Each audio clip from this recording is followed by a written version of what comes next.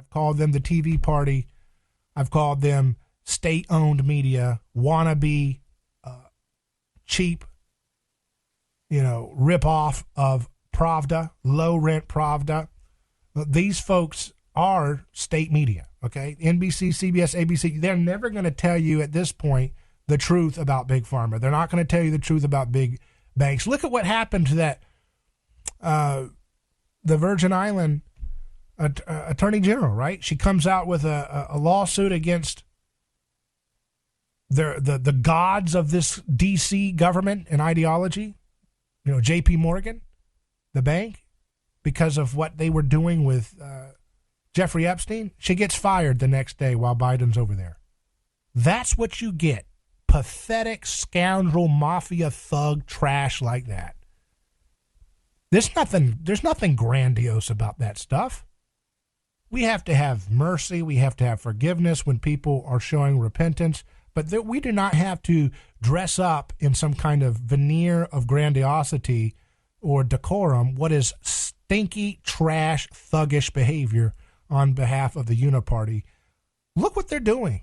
They're covering the tail of J.P. Morgan because they felt it was fine. Chase Bank felt it was fine to keep their account with Jeffrey Epstein after they knew what he had been doing. They thought it was too good for business to let it go.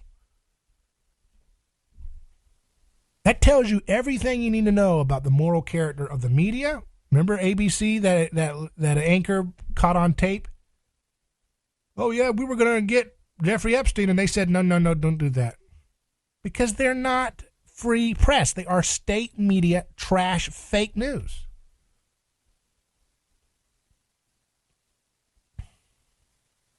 And we can't let that stuff draw us into their hate vortex. I saw the hate vortex going after Mel Gibson. Again, looking forward to his new film coming out. We're going to make sure we support good art in Hollywood, not the trash that they can't even figure out how to make a good ripoff of their old stories from 40 years ago. But Mel Gibson, headline, dropped from Mardi Gras parade in New Orleans after threats. So he's not allowed to, I don't even care about the Mardi Gras parade, okay? But the point is just he's not allowed to even participate in a parade because of comments he made while he was inebriated in 2006? You talk about a spirit of non-forgiveness. You talk about a spirit of hate. All the great art, the great works, the great involvements in different causes that Mel Gibson has done before then, after then, and so forth. And here it is, 2023, and he's not allowed to be in a float in a Mardi Gras parade because of comments he made while he was drunk in 2006. And then, of course, they got him on tape saying stuff about a girlfriend he had in 2010. That's the spirit. See, that's the spirit of the media. And that's why they will lose. Because they have a spirit that is driven by hate. They don't know the concept of forgiveness. They don't know the concept of empathy. They don't know the concept of looking in the mirror at what they're bigoted about.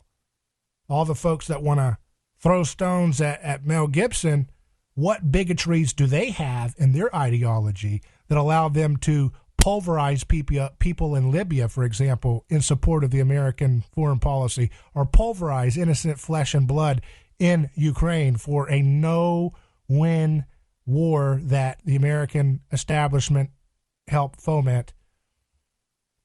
They don't mind the pulverization of beautiful souls, sacred human beings in Syria and Iraq and Afghanistan for their ideology.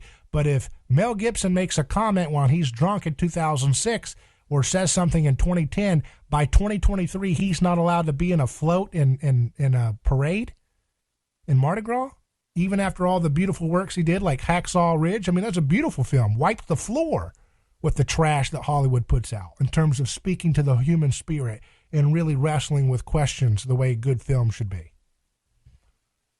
What a pathetic, pitiful, shrunken spirit you have to not want to be that pitiful, that miserable, that self-loathing that you can't have any grace or mercy extended to a person to let them be in a float.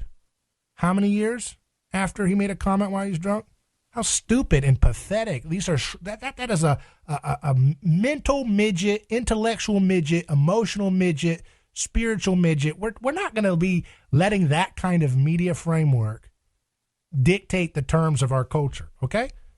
That's the same spirit that creates cancel culture, hate culture, bigotry, ethnocentrism, all this stuff. We're not playing that game. Jesus is king, not these little wannabe rip-off idiotic ideologies that are jealous to the core that they'll never have anything like what Jesus has done in history. They'll never have it. They never will. They will never come close to it. And they know it.